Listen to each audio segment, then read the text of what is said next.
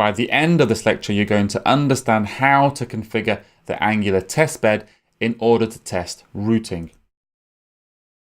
And you're also going to understand how to write test specs that involve routing. So in order to test routing, I've created a very simple application in our Plunker here. We have a few components and a root configuration. So I have a search component, a home component, a main app component which contains a router outlet, and I have a very basic root configuration where we have the empty path redirecting to home, the home path shows the home component, and the search path shows the search component. And if we go into the router specification file, we can see we're importing the different components and the routes from the router. And I just have a very basic testbed configuration at the bottom here, where I'm just declaring the 3 different components.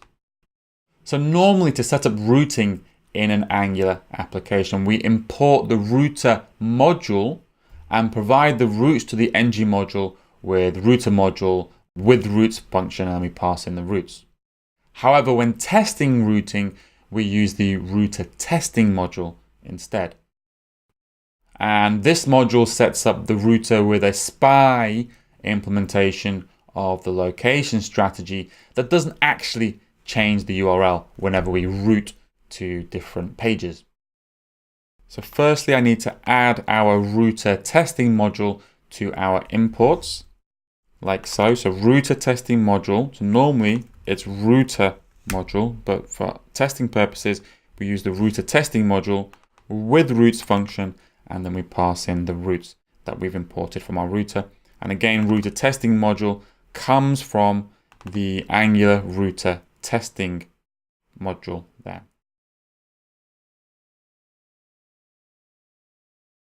And then we grab a reference to the injected router from our testbed. And we also grab a reference to the injected location strategy. Now, in order to implement routing, we need to have some component with a router outlet, and that's our root app component. So we ask the testbed to create our root app component. And then we need to call a special function called router.initialNavigation. This sets up the location change listener and performs the initial navigation. We've now got everything set up and we're ready to create our test specs.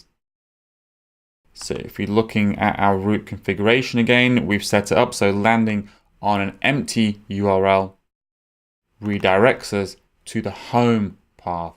Let's add a test spec for this.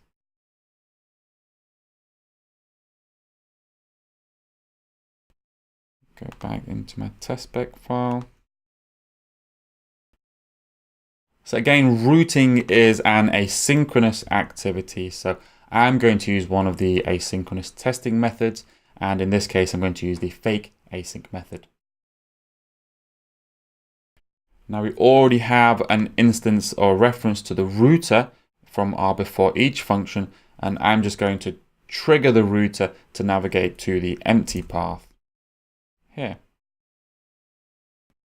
Now again, routing is asynchronous.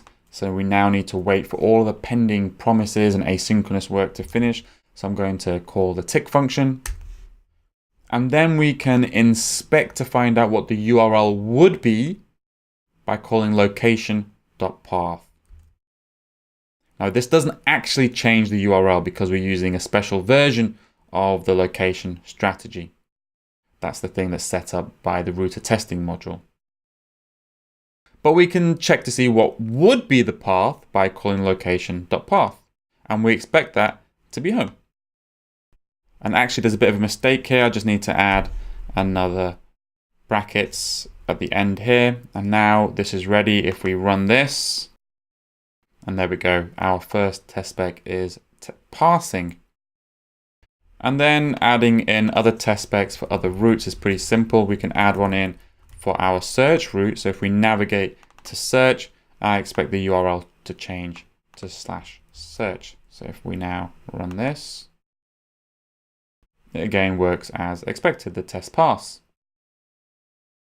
So to summarize, we can test routing in Angular by using a router testing module instead of a router module to provide our routes.